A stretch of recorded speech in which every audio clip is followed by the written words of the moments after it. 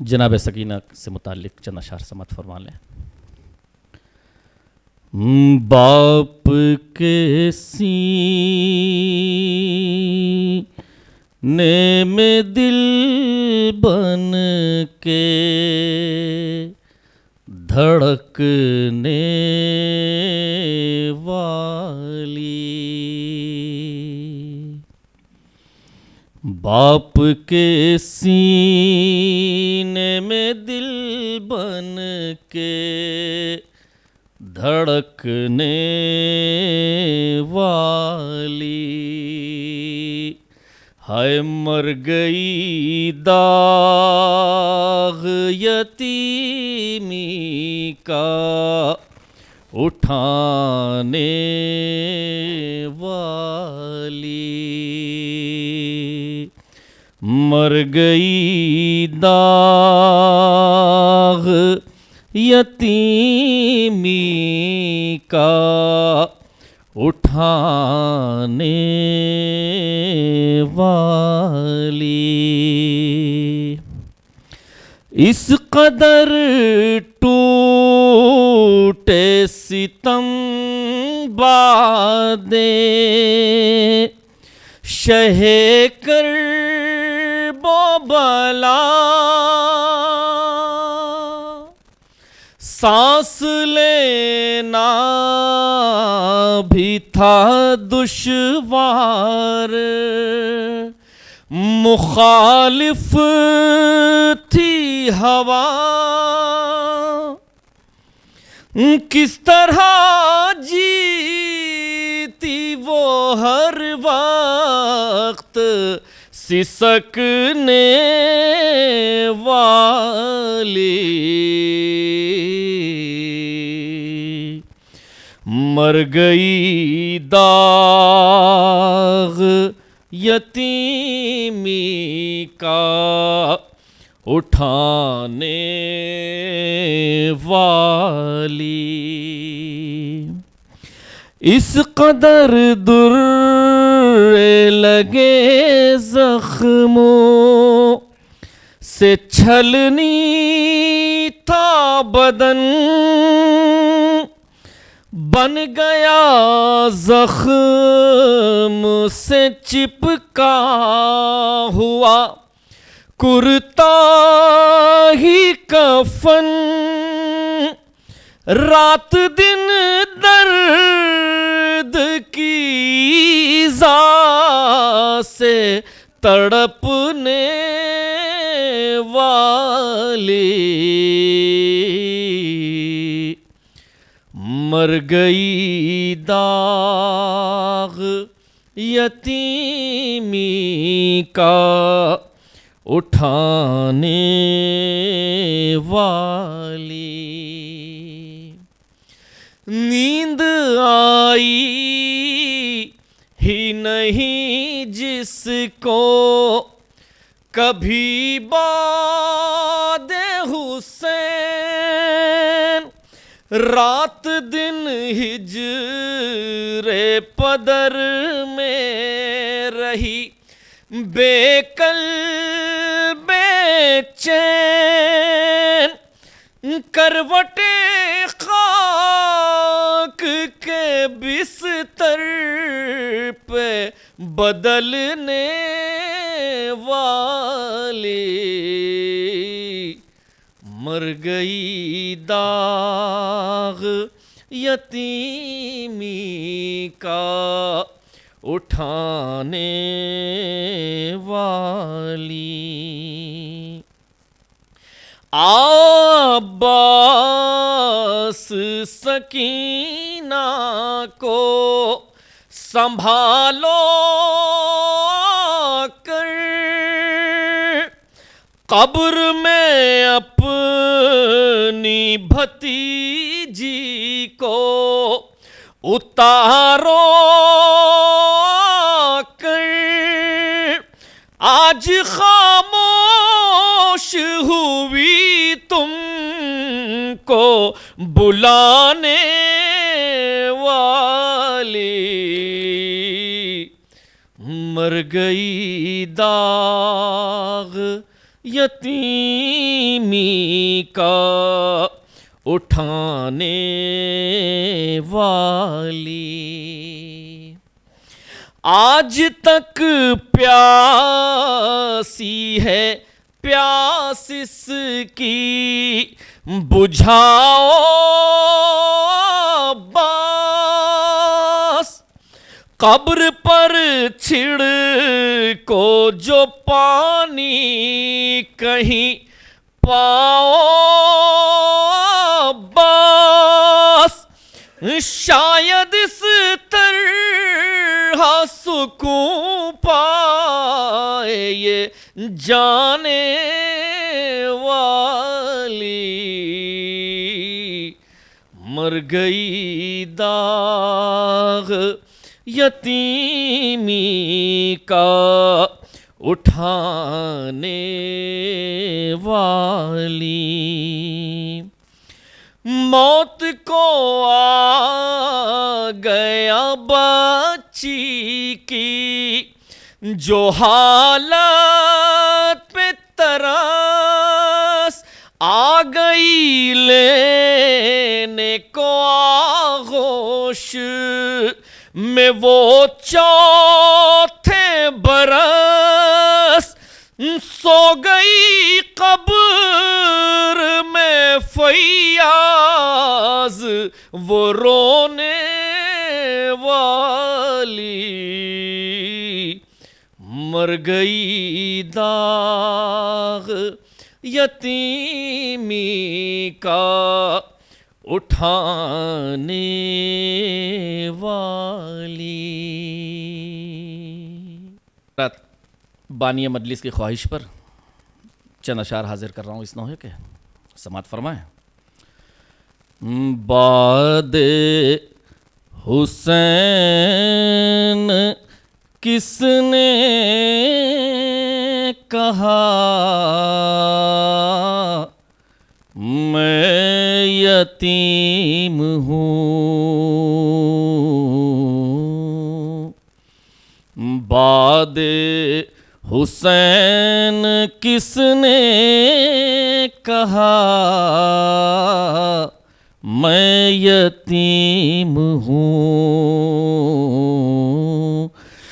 مقتل سے آ رہی ہے صدا میں یتیم ہوں، رو کر کہا سکینہ نے لاش حسین پر،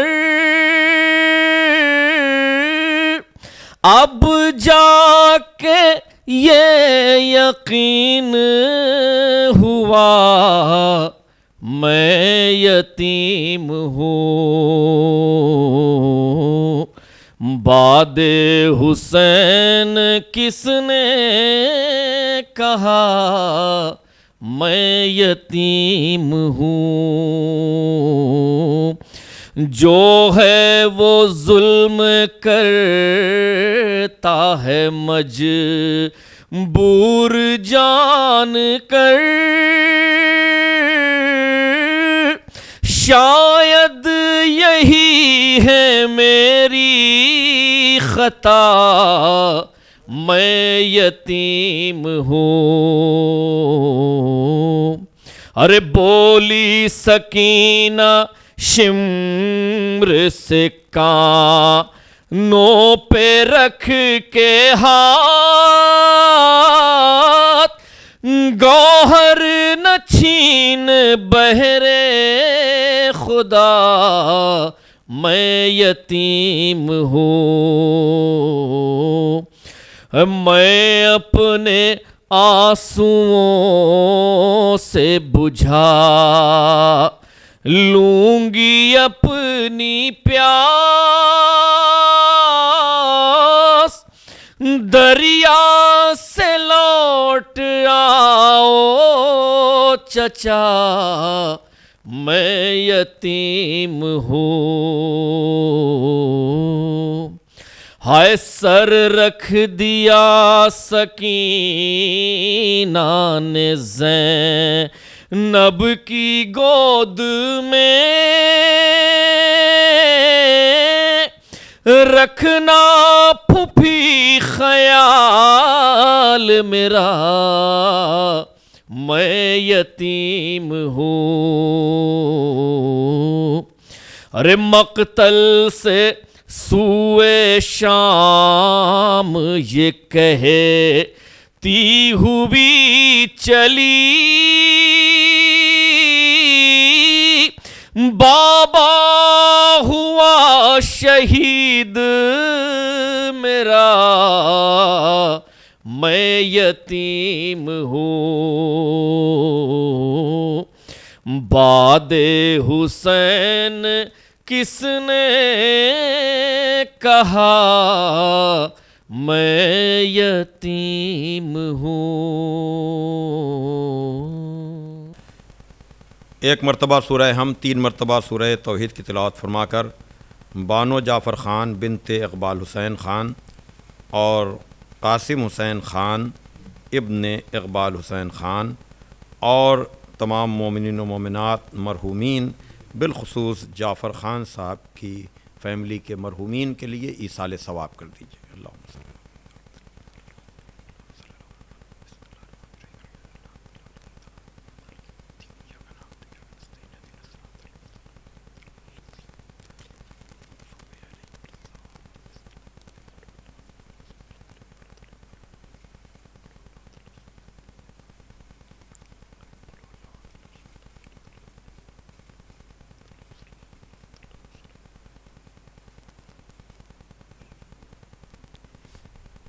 فاتحہ۔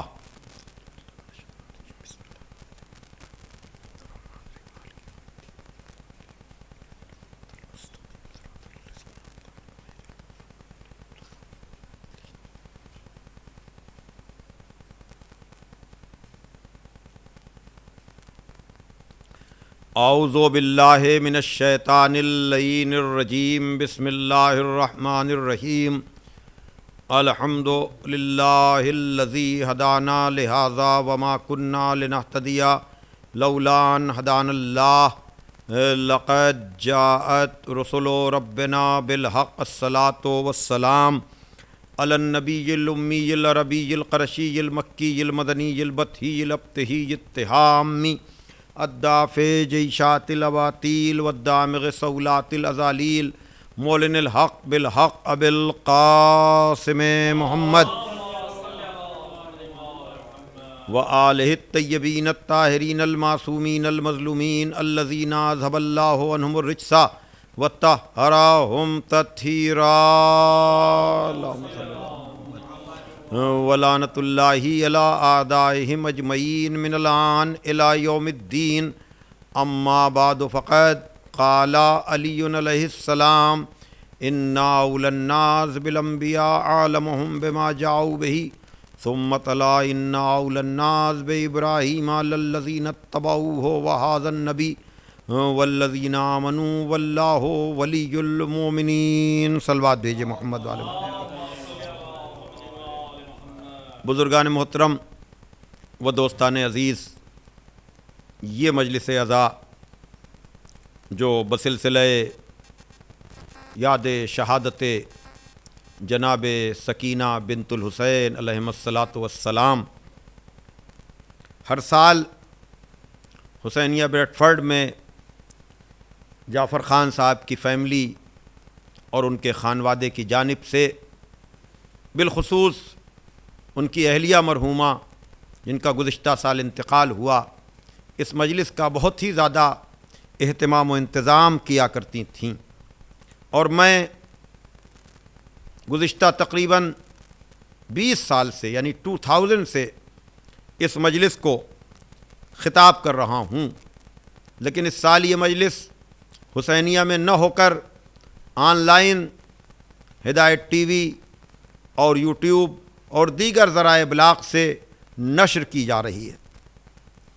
خداوند عالم مرحومہ کی مغفرت فرمائے، ان کے درجات کو عالی فرمائے، اور اس مجلس میں یقیناً ان کی روحانی شرکت ہوگی اور ان کے بیٹے اور بیٹی اور جو لوگ بھی اس مجلس کا اہتمام و انتظام کر رہے ہیں، پروردگار ان کی توفیقات میں اضافہ فرمائے۔ یقیناً عند اللہ، اللہ کے نزدیک حسین کی اس بیٹی کا بڑا درجہ، بڑا رتبہ اور بڑا مرتبہ ہے، اس لیے کہ کربلا یقیناً پورے دین کی حفاظت کا مقام ہے۔ اسی لیے امام حسین علیہ السلام کو وارث انبیاء کہا جاتا ہے، لیکن کربلا مکمل نہ ہوتی اگر اس کی توضیح و تشریح اور تبلیغ امام حسین کی بہن جناب زینب کوفے اور شام میں جا کر نہ کرتی۔ تو اگر امام حسین علیہ السلام کی عظمت کربلا کی نسبت سے اور جناب زینب صلوات اللہ علیہا کی عظمت کوفہ و شام میں تبلیغ اور خطبات کے ذریعے سے، تو یہ بھی بات طے ہے کہ کربلا مکمل نہیں ہوتی جب تک جناب علی اصغر کی مہر نہیں لگتی، اور کوفہ و شام کا سفر مکمل نہیں ہوتا جب تک جناب سکینہ کی مہر نہیں لگتی۔ تو یہ سلسلہ، لیکن سننے والے جو مجھے مسلسل سنتے ہیں وہ جانتے ہیں کہ میں جس قول کو آغاز محرم میں عشرہ اولیٰ میں اپنی گفتگو کا ذریعہ بناتا ہوں، پھر 2 مہینے 8 دن تک زیادہ تر، یعنی کچھ مجالس اس سے الگ بھی ہوتی ہیں لیکن زیادہ تر میں انہی الفاظ کو ذریعہ بنا کر مسلسل گفتگو کرتا ہوں۔ اس سال عشرہ اولیٰ میں نے نہج البلاغہ کے جن مقدس، مبارک اور ناقابل فراموش الفاظ کو ذریعہ بناتے ہوئے گفتگو کی، وہ الفاظ نہج البلاغہ کے 3 جز کی زینت ہیں، جاننے والے جانتے ہیں، لیکن پھر بھی اگر اس بہانے ان ریفرنسز، ان حوالوں کو دیکھ لیا جائے تو یقیناً یہ علم اضافے کا ایک بڑا ذریعہ بن سکتا ہے۔ 3 جز نہج البلاغہ کا، جس میں تقریباً 500 حکیمانہ اقوال اور ان میں کا یہ 96 نمبر کا کلمہ حکمت، جہاں مولا کائنات ارشاد فرما رہے ہیں کہ انبیاء سے زیادہ قریب وہ لوگ ہیں جو ان کی لائی ہوئی باتوں کا زیادہ علم رکھتے ہیں۔ اور پھر آپ نے سورہ آل عمران کی 68ویں آیت کی تلاوت فرمائی کہ جس میں ارشاد ہو رہا ہے کہ بے شک ابراہیم سے زیادہ قریب وہ لوگ ہیں جو ان کا اتباع کریں، اور یہ نبی اور وہ صاحبان ایمان، اور خدا مومنین کا ولی ہے۔ تو 12 محرم کے بعد سے ہونے والی مجالس میں، چونکہ عشرہ اولیٰ میں نے جناب ابراہیم و اسماعیل اور اس خواب کا ذکر زیادہ کیا، لیکن اب وہ پہلا جز جو مولا کائنات نے اس آیت کی توضیح کے لیے کہ بے شک انبیاء سے زیادہ قریب وہ لوگ ہیں جو ان کی لائی ہوئی باتوں کا علم رکھتے ہیں، تو انبیاء سے قربت کا معیار علم بنا۔ تو آج چونکہ میں اعلان کر چکا ہوں کہ مجھے جانا ہے سکینہ بنت الحسین علیہ السلام تک، جنہیں شام میں رقیہ بنت الحسین کے نام سے جانا جاتا ہے، تو اب تک تو میں نے جناب ابراہیم سے قربت کے لیے صاحبان علم مردوں کا تذکرہ کیا، لیکن ہم سب جانتے ہیں کہ کاروان حیات انسان جب تک مرد کے ساتھ عورت نہ ہو آگے نہیں بڑھتا۔ جناب آدم کے ساتھ جناب حوا ہیں، جناب ابراہیم و اسماعیل کے ساتھ کی بات اگر آ جائے تو وہاں جناب ہاجرہ بھی ہیں، جناب سارہ بھی ہیں، اور اگر جناب موسیٰ کا ذکر آئے تو ان کے ساتھ ان کی ماں کا بھی ذکر ہے، ان کی بہن کا بھی ذکر ہے۔ جناب عیسیٰ کی بات آ جائے تو وہاں پر جناب عیسیٰ کے ساتھ جناب مریم کا تذکرہ ہے۔ تو اگر آپ اس سلسلے کو لے کر کے پیغمبر خاتم محمد مصطفیٰ صلی اللہ علیہ وآلہ وسلم تک آ جائیں تو یقیناً ہم کہہ سکتے ہیں کہ اگر مولا کائنات اپنے علم کی وجہ سے رسول سے سب سے زیادہ قریب تھے، تو دوسری طرف جناب زہرا بھی اپنے علم کی وجہ سے اپنے باپ سے سب سے زیادہ قریب تھی۔ توجہ فرمائیے گا، ایسے ہی نہیں پیغمبر اسلام نے کہا کہ فاطمہ بضعۃ منی، فاطمہ میرا ٹکڑا ہے۔ ظاہر سی بات ہے کہ اگر پیغمبر یہ کہیں کہ فاطمہ میرا ٹکڑا ہے اور قرآن یہ کہے کہ وما محمد الا رسول، محمد کچھ نہیں ہے سوائے رسول کے، تو فاطمہ خالی محمد کا ٹکڑا نہیں ہے، فاطمہ رسالت کا ٹکڑا ہے، اور رسالت سے کوئی اس وقت قریب نہیں ہو سکتا ہے جب تک علم میں اس کے قریب نہ ہو۔ صلوات بھیجے محمد وآل محمد۔ اور یقیناً اگر اس کا اندازہ لگانا ہے تو دو موقع اگر آپ اپنے ذہن میں رکھیں تو پتہ چل جائے گا کہ جناب زہرا کی خاتم النبیین سے قربت کیا ہے۔ ایک تو جب پیغمبر نے اپنے بدن میں ضعف محسوس کیا، اپنے بدن میں کمزوری محسوس کی، یقیناً یہ کووڈ-19 ہے اور اس کورونا جیسی وبا کی وجہ سے ہم ایک جگہ جمع ہو کر کے مجالس نہیں کر پا رہے ہیں، اور اگر جمع بھی ہو رہے ہیں تو مختصر تعداد میں جو گائیڈ لائن ہیں یا جو احتیاط کے تقاضے ہیں، لیکن ہم ان شخصیتوں کو ذریعہ بنا سکتے ہیں اس دعا کے لیے کہ معبود تو جلد سے جلد انسانیت کو اس وبا سے نجات دے دے۔ تو یقیناً وہ کون ہو سکتا ہے کہ جس کے در پہ رسول جائیں اور یہ کہیں کہ بیٹی میں اپنے بدن میں ضعف محسوس کر رہا ہوں، لاؤ چادر لاؤ۔ گویا کہ چادر زہرا پیغمبر کے ضعف کو دور کرنے کا ذریعہ بن رہی ہے۔ جبھی ہمارے عرفاء نے، علماء نے یہ کہا کہ اس وبا سے بچنے کے لیے اگر دعا کا مرحلہ آ جائے تو حدیث قصہ سے بہتر کوئی اور دعا نہیں ہے۔ صلوات بھیجے محمد وآل محمد۔ اور یقیناً اس کو اس سے سمجھا جا سکتا ہے کہ ضعف اگر ہے پیغمبر کے بدن میں تو پیغمبر در زہرا تک جا رہے ہیں اور چادر مانگ رہے ہیں، اور چادر میں جانے کے بعد امام حسن آ رہے ہیں، کہہ رہے ہیں کہ میں اپنے نانا کی خوشبو سونگ رہا ہوں۔ امام حسین آ رہے ہیں، کہہ رہے ہیں میں اپنے نانا کی خوشبو سونگ رہا ہوں۔ مولائے کائنات آ رہے ہیں، کہہ رہے ہیں میں اپنے بھائی کی خوشبو سونگ رہا ہوں، اور صدیقہ طاہرہ سب کی تصدیق کر رہی ہیں کہ ہاں چادر کے نیچے وہ ہیں، ہاں چادر کے نیچے وہ ہیں، ہاں چادر کے نیچے وہ ہیں۔ تو آپ اندازہ کر رہے ہیں اگر مولا کائنات نے کہا کہ انبیاء سے زیادہ قریب وہ لوگ ہیں جو ان کی لائی ہوئی باتوں کا علم رکھتے ہیں۔ توجہ فرمائیے گا، علم کے لیے میں نے مسلسل کہا ہے کہ فکر کا وہ معیار ہونا چاہیے۔ علم و فکر اگر نہیں ہے تو آدمی دوسرے کے مزاج کو سمجھ ہی نہیں سکتا۔ بھئی جب رخ آ گیا مولا نے عطا کیا، ورنہ آپ مجھے بتائیں اگر پیغمبر کی مزاج دان رسالت ان کی یہ بیٹی نہ ہوتی، توجہ کیجئے گا، اگر علم کے کمال پر نہ ہوتی، یعنی شوہر کا تو پتا ہے کہ وہ باب مدینۃ العلم ہے، لیکن اس شوہر کی زوجہ کو بھی تو دیکھیے، اس لیے کہ اسی کے لیے تو پیغمبر نے کہا ہے کہ اگر علی نہ ہوتے تو زہرا کا کوئی کفو نہ ہوتا۔ کفو کا مطلب کیا؟ اس جیسا ہونا، اس رتبے کا ہونا، اس مقام کا ہونا، اس مرتبے کا ہونا۔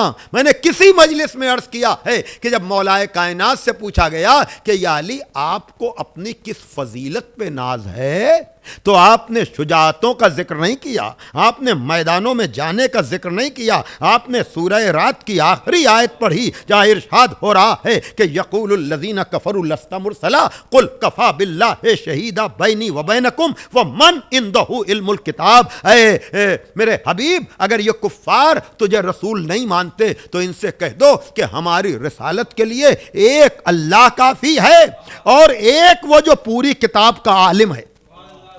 گویا کہ مولا کائنات کو سب سے زیادہ اپنی جس فضیلت اور صفت پر ناز ہے وہ ہے علم۔ اگر علم سب سے بڑی فضیلت یا جس پر مولا علی کو ناز ہے، اب اگر پیغمبر یہ کہیں کہ اگر علی نہ ہوتے تو زہرا کو کوئی کفو نہ ہوتا، اور مولا علی کو علم پہ ناز ہے، تو تسلیم کرنا پڑے گا کہ جس علم کے کمال پر مولا علی ہوں گے اسی علم کے کمال پہ جناب زہرا ہوں گی، جبھی تو ایک دوسرے کے کفو بنیں گے۔ صلوات بھیجے محمد والے محمد پر۔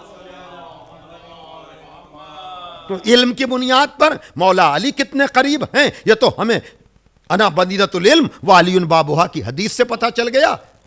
اور زہرا اپنے باپ سے کتنی قریب ہیں، معیار وہی علم کا ہوگا، اسے اندازہ لگانا ہے تو ضعف بدن میں محسوس ہو رہا ہے، اور جا رہے ہیں درے زہرا پر۔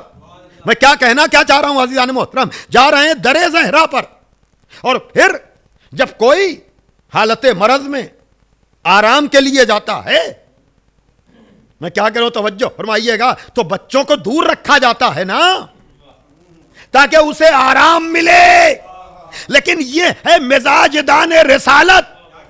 توجہ کیجئے گا، حدیث قصہ کو بہت سے رخوں سے آپ نے سنا ہے، لیکن یہ قربت کے معیار سے بھی سنیے، ورنہ یہ ہوتا کہ اگر نواسوں نے پوچھا بھی ہوتا کہ میں اپنے نانا کی خوشبو سونگھ رہا ہوں تو اور کوئی معاملہ ہوتا تو ماں کہتی تمہارے نانا اس چادر کے نیچے ہیں تو ضرور، لیکن بہت تھکے ہوئے ہیں، دیکھو ان کے پاس نہ جانا۔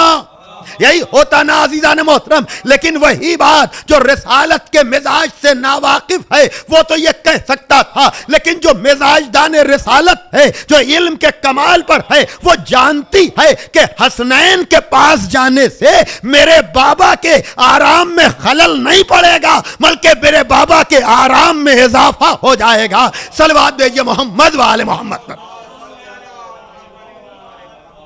بھئی آپ اندازہ کر رہے ہیں کہ امام حسن جا رہے ہیں، اجازت لے رہے ہیں، چادر میں داخل ہو رہے ہیں، امام حسین جا رہے ہیں، اجازت لے رہے ہیں، چادر میں داخل ہو رہے ہیں، مولا علی جا رہے ہیں، اجازت لے رہے ہیں، چادر میں داخل ہو رہے ہیں، تو گویا کہ پتہ چلا کہ اس نبی کو اپنے اوپر قیاس نہ کرنا، نہ اس کی کمزوری کو اپنے اوپر قیاس نہ کرنا۔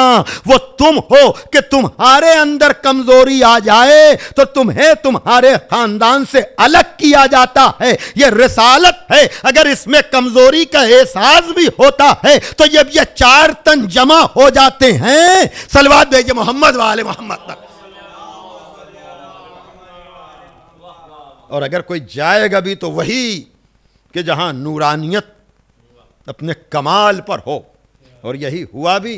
یعنی آپ بتائیں جبریل آئے تو اجازت مل گئی، کیا میں بھی چادر میں آ سکتا ہوں؟ مولانا زین العابدین صاحب قبلہ مرحوم نے عجب جملے کہے تھے اس منزل پر کہ کون چادر میں آ سکتا ہے، سوائے سردار کے اس چادر میں کسی کو جگہ نہیں مل سکتی۔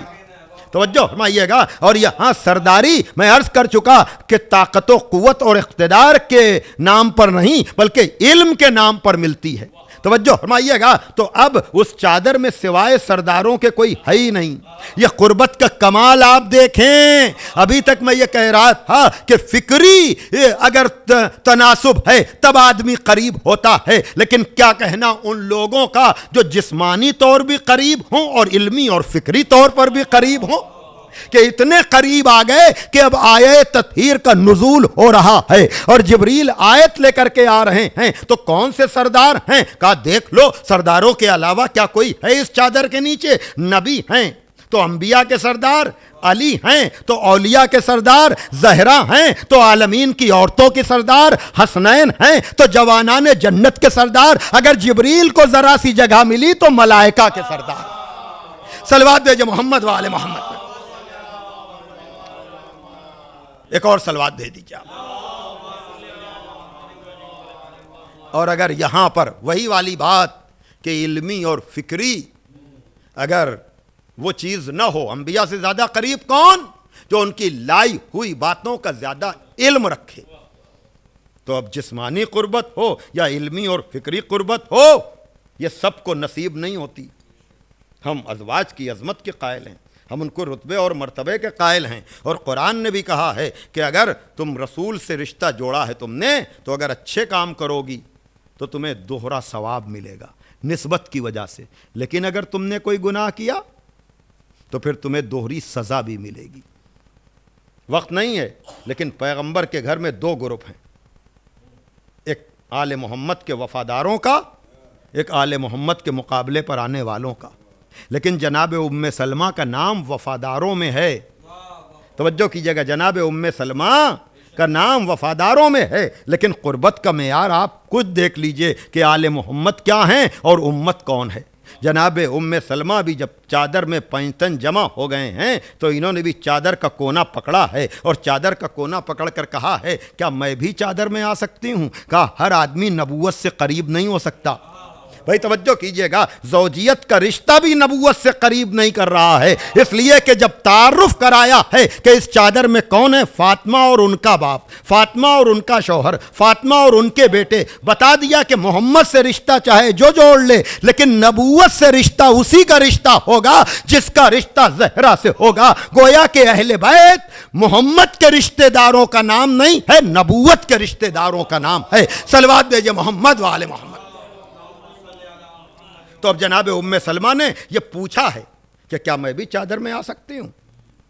تو سند کیا ملی کہ اِنَّکَ عَلَى الْخَيْرِ، آپ خیر پر تو ہیں لیکن آپ چادر میں نہیں آ سکتی، یعنی آپ قرب کمال کی اس منزل پر نہیں ہیں۔ اللہ اکبر، کہ جہاں زوجہ ہونے کے بعد بھی چادر میں جگہ مل جائے، وفادار ہیں، آل محمد پر جان قربان کرنے والی ہیں، لیکن چادر میں جگہ نہیں مل سکتی، تو کہنے دیجئے مجھے کہ معیار بتا دیا آیہ تطہیر و آیہ مباہلہ کا، کہ جب ہر وفادار مصداق آیہ تطہیر نہیں بن سکتا تو کوئی غدار مصداق آیہ تطہیر کیسے بن جائے گا؟ صلوات بھیجئے محمد و آل محمد پر۔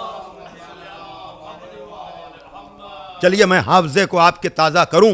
میں نے مردوں کی نسبت سے تو بار بار یہ گزارش کی ہے کہ یہ آیت جہاں مولا کائنات نے اس قول میں استعمال کی ہے، یہ 68 نمبر کی سورہ آل عمران کی آیت، یہ 2 مقام پر ہے۔ میں نے بار بار یہ بات کہی ہے، ایک تو اس 96 نمبر کے کلمہ حکمت میں، دوسرے 17 نمبر کے خط میں۔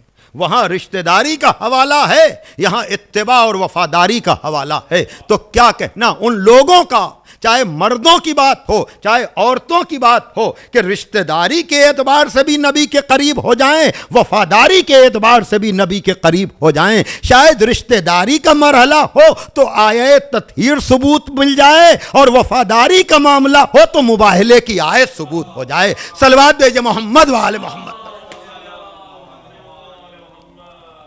عجیب منزل پر گفتگو آ گئی۔ بھائی دیکھیے، اہل بیت گھر والوں کی بات ہے آیہ تطہیر میں، اس میں بہت زیادہ گنجائشیں بھی ہیں اور حدود بھی ہیں۔ گھر والا آپ نے اگر کسی سے کہہ دیا تو اس میں کوئی تفصیل نہیں ہے، سب بھی ہو سکتے ہیں اور مختصر بھی ہو سکتے ہیں۔ لیکن مباہلے میں معاملہ کیا ہے کہ اگر علم کے آ جانے کے بعد یہ نہیں مانتے تو ان سے کہو ہم اپنے بیٹوں کو لائیں، تم اپنے بیٹوں کو لاؤ۔ رشتہ داری، توجہ کیجئے گا، ہم اپنی عورتوں کو لائیں، تم اپنی عورتوں کو لاؤ، ہم اپنے نفسوں کو لائیں، تم اپنے نفسوں کو لاؤ، اور آپس میں مباہلہ کر لیں اور جھوٹوں پر خدا کی لعنت کریں۔ توجہ کیجئے گا، تو پیغمبر کو کھلی چھوٹ مل رہی ہے نا کہ بیٹوں کے نام پر آپ جسے لے جائیے، عورتوں کے نام پر آپ جسے بھی لے جائیے، توجہ فرمائیے گا، نفسوں کے نام پر آپ جسے بھی لے جائیے۔ لیکن میں نے کیا کہا، مولا کائنات نے معیار بتا دیا نا کہ انبیاء سے زیادہ قریب وہ لوگ ہیں جو ان کی لائی ہوئی باتوں کا زیادہ علم رکھتے ہیں۔ ابھی تک تو گھر کے اندر کی بات تھی کہ نبی سے زیادہ قریب کون ہے، اب میدان میں بھی لا کر دکھا دیا کہ ہم سے قریب زیادہ کون ہے۔ تو اب تو تسلیم کرو کہ اگر مدینے میں علم کے اعتبار سے کوئی اور نبی کے قریب ہوتا تو بیٹوں کا مصداق بن کے چلا جاتا، عورتوں کا مصداق بن کے چلا جاتا، نفسوں کا مصداق بن کے چلا جاتا۔ لیکن اتنے بڑے مدینے میں سوائے حسنین کے، سوائے زہرا کے، سوائے علی کے کسی اور کا نہ نکلنا یہ بتا رہا ہے کہ علمی اور فکری اعتبار سے کوئی نبی کے ہم رتبہ تھا ہی نہیں جو مباہلے میں جا کر کے نبی کی دعا پر آمین کہتا۔ صلوات بھیجئے محمد و آل محمد۔ ہاں عزیزان محترم، یہ علم و فکر کی یکسانیت تھی کہ جو آیہ تطہیر میں بھی نظر آئی اور آیہ مباہلہ میں بھی نظر آئی۔ وہاں بھی دین کے بچانے کا مرحلہ تھا۔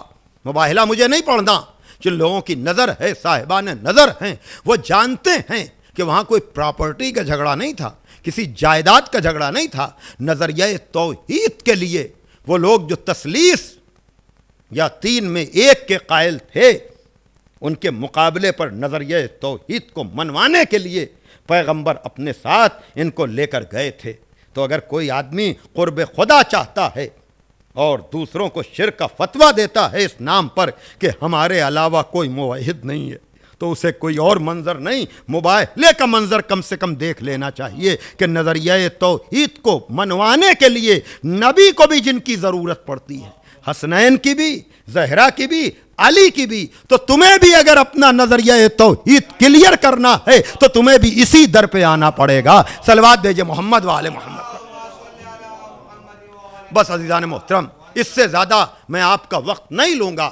تو جس طرح سے پیغمبر مباہلے کے میدان میں ان افراد کو چن کر لے کر گئے کہ جن کا علمی اور فکری تناسب نبی کے ہم رتبہ یا ہم مرتبہ یا کم سے کم قوت برداشت میں اس منزل پر ہو، تو یقیناً اگر مباہلے کے میدان میں نبی اپنے معتبر لوگوں کو چن کر لے کر گئے تو کربلا میں بھی امام حسین اپنے اعتبار والوں کو چن کر لے کر گئے۔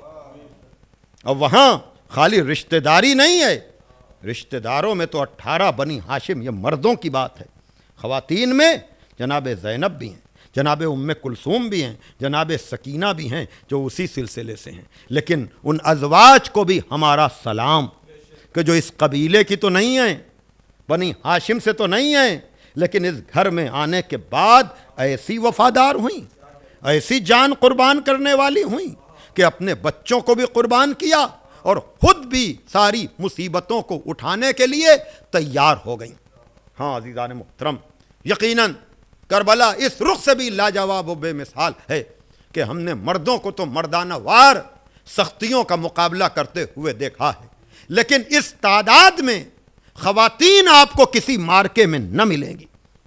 یعنی جناب ہاجرہ اور جناب سارہ تعداد کے اعتبار سے اگر آپ دیکھیں، یا جناب موسیٰ کی ماں یا ان کی بہن، یا اسی طرح سے نمونے کے طور پر ایک یا دو عورتیں اس مشن میں آپ کو شریک ملیں گی، لیکن کربلا میں اللہ اکبر، اور پھر خالی مردوں کے ساتھ خواتین نہیں، بچوں کی بھی وہ شرکت ہے جو بتا رہی ہے کہ انہوں نے حسین کے پاس رہ کر وہ علمی اور فکری اور عرفانی سفر اس طرح سے طے کر لیا کہ پیاسے تو سب ہیں، لیکن کوئی نہیں بتا سکتا کہ کسی بچے نے بھی کہا ہو کہ اب پیاس برداشت نہیں ہو رہی ہے، اب تو آقا بیعت کر لیجئے، اب تو بابا بیعت کر لیجئے، اب تو چچا بیعت کر لیجئے۔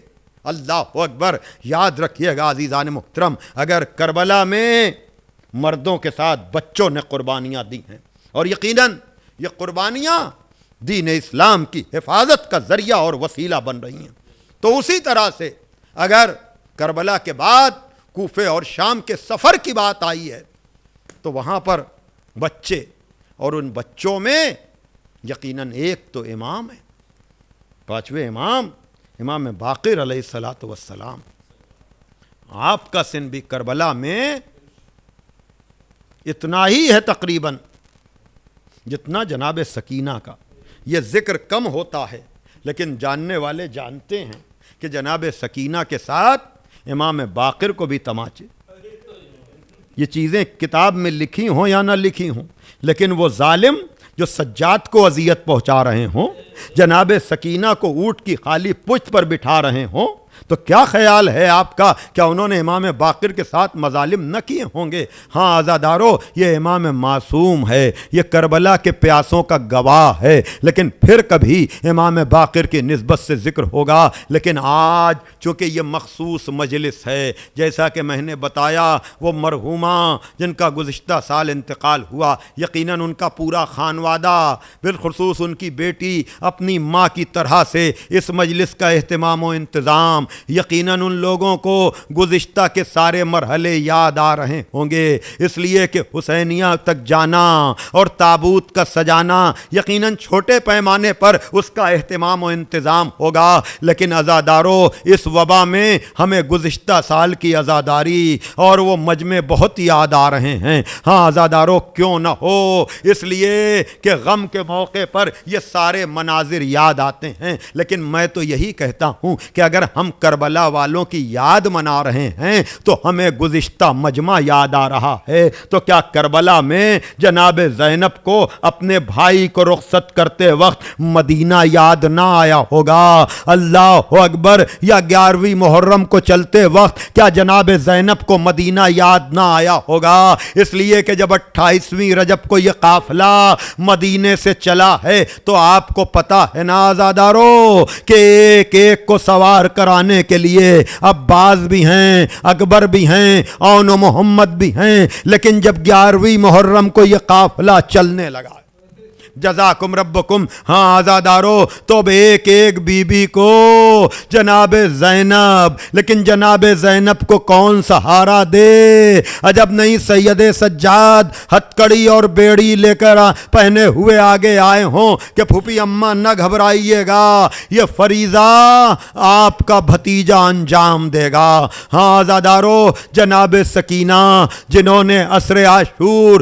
رخصت کرتے وقت اپنے بابا سے کہا تھا نیند آئے گی جب آپ کی بو پاؤں گی بابا، میں رات کو مقتل میں چلی آؤں گی بابا، رات کو مقتل میں گئی تھیں، لیکن جناب زینب اس لاش بے سر سے جناب سکینہ کو لے کر کے آ گئی تھیں، لیکن ابھی 11ویں محرم کو یقیناً یہ تصور مجھے بہت رلاتا ہے، یقیناً یہ تصور میں تڑپ جاتا ہوں یہ سوچ کر، اس لیے کہ چوتھے امام کے لیے تو آپ نے سنا ہے کہ ہمارا اور آپ کا چوتھا امام جب مقتل سے گزر رہا ہے تو اس کے چہرے کا رنگ متغیر ہو رہا ہے، اور جناب زینب کہہ رہی میرے لال اپنے کو سنبھالو، یہ تمہارا کیا عالم ہے؟ کہا پھوپھی اماں آپ دیکھ رہی ہیں انہوں نے اپنے لاشوں کو تو دفن کیا ہے، لیکن میرے بابا کا لاشا، میرے چچا کا لاشا بے گور و کفن پڑا ہوا ہے۔ ہاں عزادارو، لیکن میں آپ سے کہوں گا دلوں پر ہاتھ رکھیے گا، جب سجاد کا یہ عالم ہے مقتل سے گزرتے وقت تو کیا آپ فیصلہ کر سکتے ہیں کہ سکینہ پہ کیا گزر رہی ہوگی؟ کبھی عباس کے لاشے سے لپٹتی ہوں گی، کبھی بابا کے قدموں سے لپٹ کر کہتی ہوں گی کہ بابا سب جائیں تو جائیں، لیکن میں تو آپ کے لاشے کو کربلا میں جزاکم ربکم، اس لیے میں کہ اشارہ کروں کہ جب 40 کو یہ قافلہ آیا ہے نا تو سب تو سوار ہو گئے تھے، لیکن جناب رباب چہلم میں 3 دن ماتم کرنے کے بعد کربلا سے جانے کو تیار نہ ہوئی تھیں، تو اگر جناب رباب چہلم کے بعد تک اپنے شوہر سے جدا ہونے کو تیار نہ ہو تو شہادت کے دوسرے دن، ہاں عزادارو یقیناً یہ تصور عقل سے اتنا قریب ہے کہ جناب سکینہ بالکل جانے کو تیار نہ ہوں گی۔ شاید جناب زینب نے آگے بڑھ کر کہا ہو کہ ارے سکینہ تم نہ جاؤ گی تو یہ قافلہ بھی نہ جائے گا، اب یہ میرا تصور ہے، کہیے تو یہ کہہ دوں نوک نیزہ پر شاید بابا کے سر کی طرف اشارہ کیا ہو کہ سکینہ تمہارے بابا کا سر بھی تو ہمارے ساتھ ساتھ چل رہا ہے، میرے بھائی کا سر بھی تو ساتھ ساتھ چل رہا ہے، شاید اسی سر کے بھروسے جناب سکینہ نے، اللہ اکبر، عجب تصور آ گیا، عجب خیال آ گیا۔ آپ کو پتا ہے نا کہ نوک نیزہ پر سروں کو بلند کیا گیا تھا۔ ہاں عزادارو، اب کتاب میں لکھے ہونے کی ضرورت نہیں ہے، شاید اب اس بیٹی کی نظر مسلسل بابا ہی کے سر پہ رہتی ہو اور بابا بھی سکینہ کو دیکھتا ہوگا۔ ہاں عزادارو، ایک روایت ہے، ان روایتوں کو جمع کرنا کبھی کبھی مشکل ہو جاتا ہے، لیکن میری ترتیب کے اگر اعتبار سے آپ سنیں گے تو یقیناً کوئی الجھن نہ ہوگی، اس لیے کہ آپ سنتے ہیں نا کہ جناب سکینہ کو اونٹ کی پشت سے جکڑا گیا، جزاکم ربکم. اور آپ یہ بھی سنتے ہیں کہ جناب سکینہ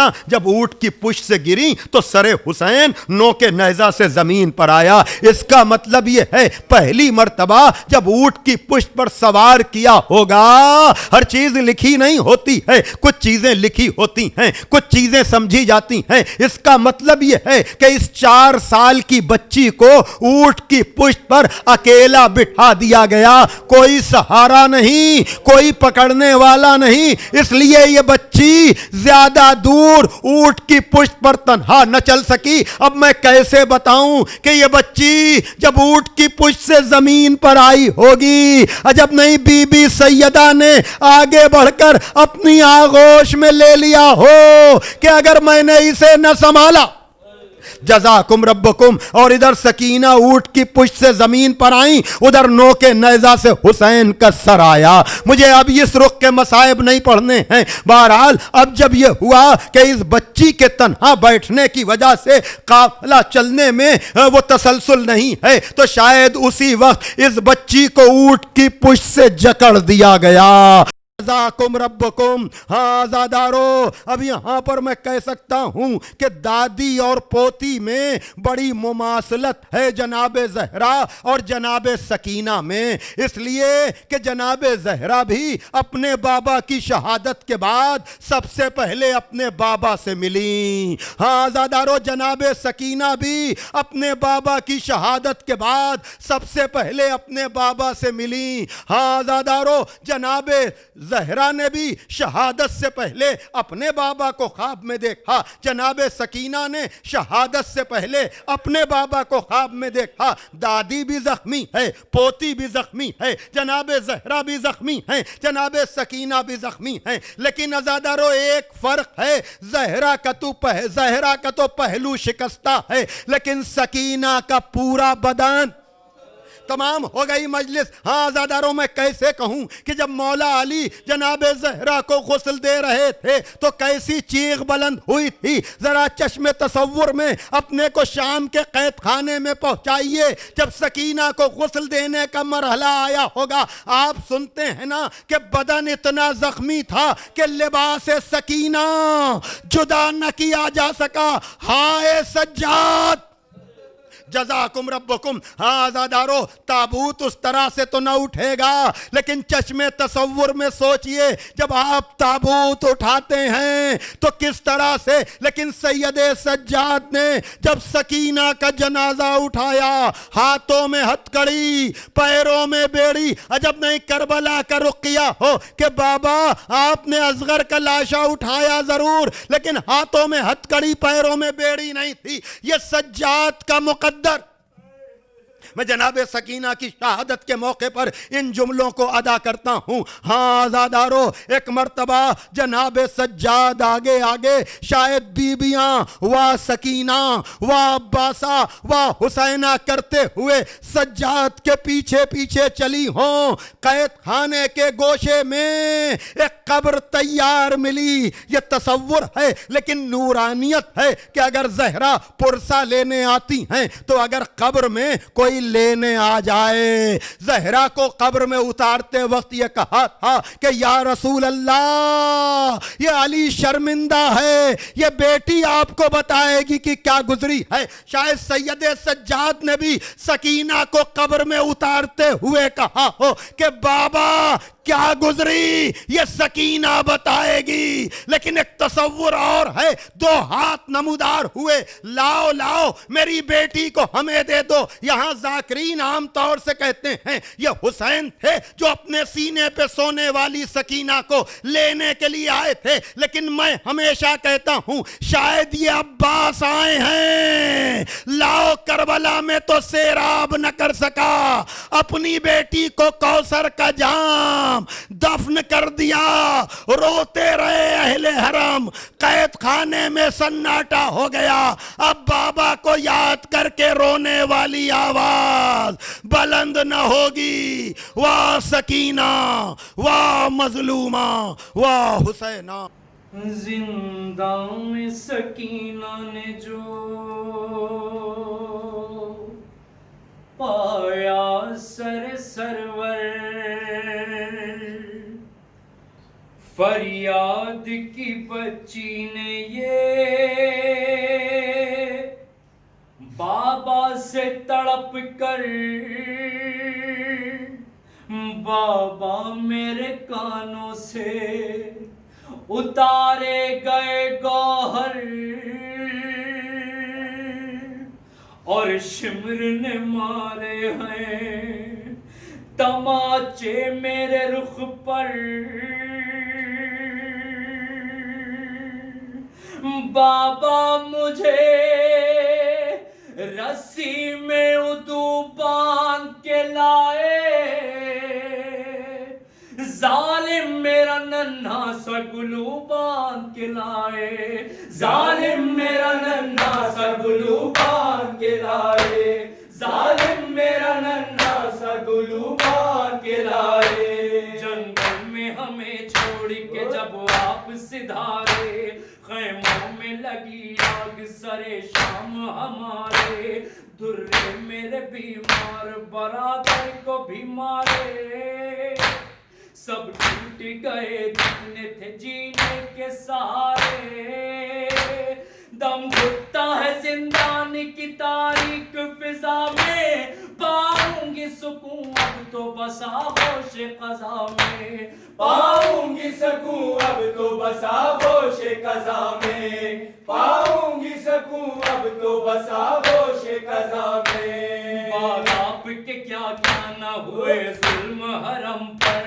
ہر ایک نیا زخم تھا ہر ایک قدم پر، یہ عرش و زمین روتے ہیں سادات کے غم پر، ہم روتے ہیں اور اہل ستم ہنستے ہیں ہم پر، بے جرم و خطا اتنے ستم ہوتے ہیں بابا، زندہ کے در و بام بھی اب روتے ہیں بابا، زندہ کے در و بام بھی اب روتے ہیں بابا، زندہ کے در و بام بھی اب روتے ہیں بابا، بابا مجھے ایک پل بھی سکون مل نہیں پایا، تقدیر نے کیا وقت سکینہ کو دکھایا، اس عالم غربت میں نہیں کوئی ہمارا، بابا ذرا دیکھو جو ستم شمر نے ڈھایا، رخ پر ہے تماچوں کے نشان، کان ہے زخمی تن زخمی جگر زخمی دل و جان ہے زخمی، تن زخمی جگر زخمی دل و جان ہے زخمی، تن زخمی جگر زخمی دل و جان ہے زخمی، بابا میں کبھی بھول نہیں سکتی وہ منظر، جب مانگتا تھا مجھ کو کنیزی میں ستمگر، آنکھوں سے لہو روتا تھا بیمار برادر، اور میری پھوپھی کانپ اٹھی بات یہ سن کر، اس عالم غربت میں حرم نالا کنا تھے، سادات یتیمی پہ میری محو فغاں تھے، سادات یتیمی پہ میری محو فغاں تھے، سادات یتیمی پہ میری محو فغاں تھے، جب کرب و بلا سے میں چلی جانب زندہ،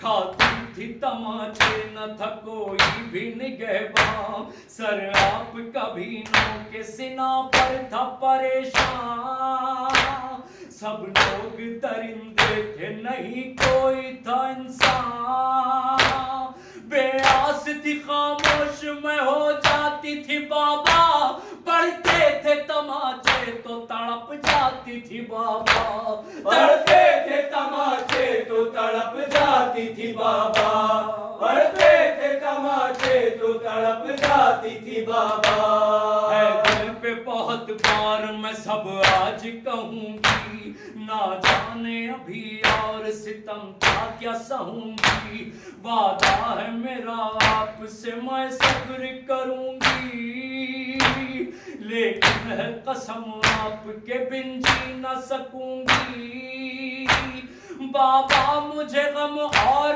اٹھانے سے بچا لو، بابا مجھے بے درد زمانے سے بچا لو، بابا مجھے بے درد زمانے سے بچا لو، بابا مجھے بے زمانے سے بچا لو. روباد علم کر کے بیاں بانی سکینہ بولی سر مظلوم سے پھر رو کے حزینہ. بابا مجھے لگتا ہے نہ جاؤں گی مدینہ. اب ڈوب رہا ہے میری سانسوں کا سفینہ. بابا میرے دل میں کوئی ارمان نہیں ہے. بابا میرے جینے کا امکان نہیں ہے. بابا میرے جینے کا امکان نہیں ہے. بابا میرے جینے کا امکان نہیں ہے. تھا صفدر و اظہار قیامت کا وہ منظر. غش کھا کے گری خاک پہ شبیر کی دختر. اس صدمہ پر درد سے زینب ہوئی مضطر. ان اللہ پڑھا سید سجاد نے رو کر. لو ٹوٹ گیا روح کا رشتہ بھی بدن سے. محشر ہوا زندہ میں بپا رنجمان سے. محشر ہوا زندہ میں بپا رنجمان سے. بازار شام میں حبیبہ جب بولی سکینہ سے یہ رو کر. احسان تیرا ہوگا قیدی تو میرے حق میں دعا کر.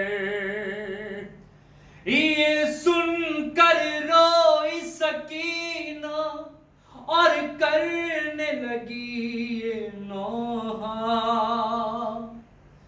میں ایک قیدی میرا نام سکینہ. میں ایک قیدی میرا نام سکینہ. میں ایک قیدی میرا نام سکینہ. سنو میری کہانی حبیبہ. میں ایک قیدی میرا نام سکینہ. میں ایک قیدی میرا نام سکینہ. خط بھیج کے کوفے والوں نے بابا کو بلایا. کرب بلا دریا سے دور لگے خیمے. دریا پہ لگایا پھر پہرا. ہفتم سے ہوا بند پانی. دشوار ہوا پھر جینا. میں ایک قیدی میرا نام سکینہ. میں ایک قیدی میرا نام سکینہ. عاشور کا جب سورج نکلا اکبر سے کہا یہ بابا نے. نانا کی نشانی تم ہی ہو اس وقت اذاں بس تو ہی دے.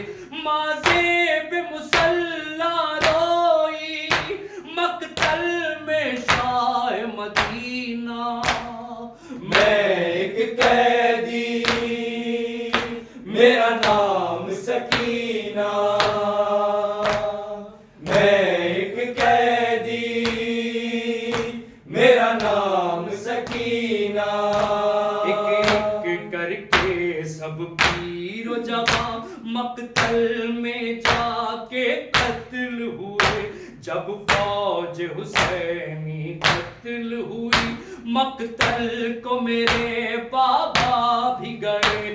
حلمن کی صدا سن کر بھی امداد کو آیا کوئی نہ.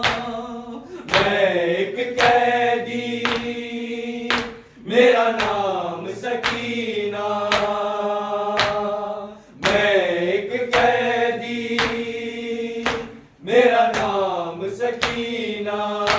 نیزوں پہ شہیدوں کے سر تھے پھر شام غریب ستم. سب خیمے میں جلائے آدانے بے پردہ ہوئے سب اہل حرم بس غم کے سمندر میں تھا پھر آل نبی کا سفینہ میں ایک قیدی میرا نام سکینہ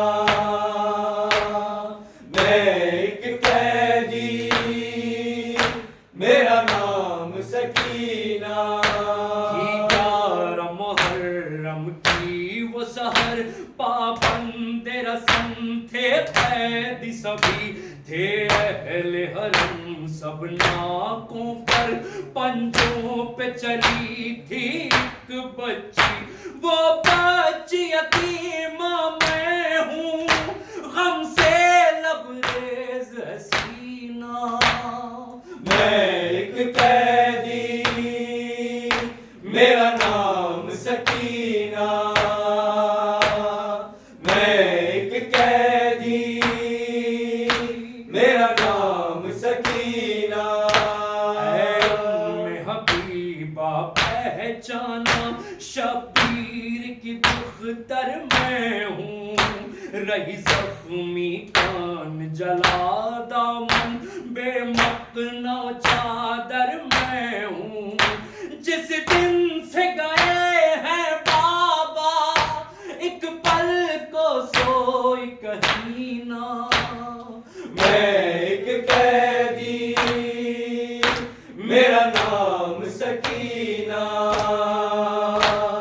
میں ایک قیدی میرا نام سکینہ اظہار وہ کیسا منظر تھا جو رو کے لکھا ہے مظہر نے دل تھام حبیبہ روتی تھی جس وقت کہا یہ مضطر نے میں ایک قیدی